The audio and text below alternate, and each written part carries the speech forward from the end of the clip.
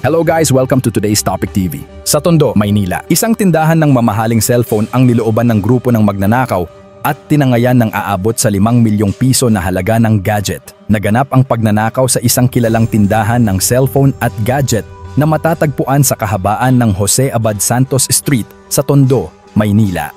Ayon sa ulat, tinangay ng mga kawatan ang humigit kumulang 300 at 63 piraso ng iPhone na may kabuuang halagang higit sa 5 milyong piso.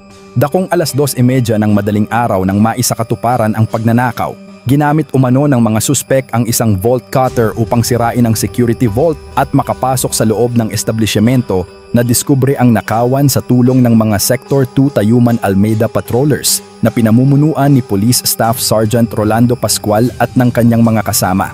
Habang sila ay nagsasagawa ng regular na inspeksyon sa mga bangko at tindahan sa kahabaan ng Abad Santos, napansin nila ang roll-up door ng establishmento na bahagyang nakabukas. Kalat din ang mga sirang kandado sa bangketa.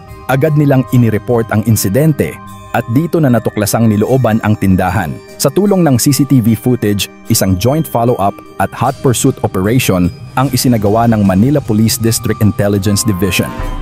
Pinangunahan ito ni Police Lieutenant Colonel John Guiagui at Police Captain Joel Aquino ng Theft and Robbery Section sa pakikipagtulungan ng Parañaque City Police at Baclaran Substation. Sa naturang operasyon, naaresto ang 2 suspek na kabilang sa 7 sangkot sa krimen. Isa sa mga nahuli ay si Alinor Amir.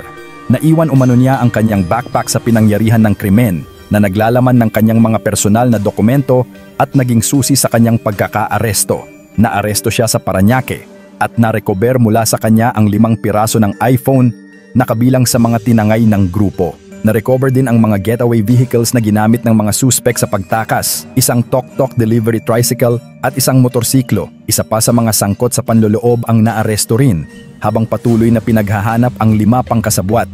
Ayon sa tala ng pulisya, umaabot sa 300 at 63 piraso ng assorted iPhone units ang ninakaw. Tinatayang nagkakahalaga ito ng 5,156,800 na piso. Isa na namang paalala ito sa mga negosyante, lalo na ang may mga mamahaling paninda na palaging tiyakin ang seguridad ng kanilang mga tindahan.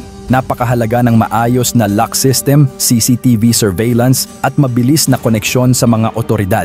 Sa kabutihang palad, sa mabilis na aksyon ng Manila Police District, 2 sa mga suspek ang agad na naaresto. Ngunit ang hustisya ay hindi pa ganap dahil may 5 pa sa kanila ang patuloy na pinaghahanap.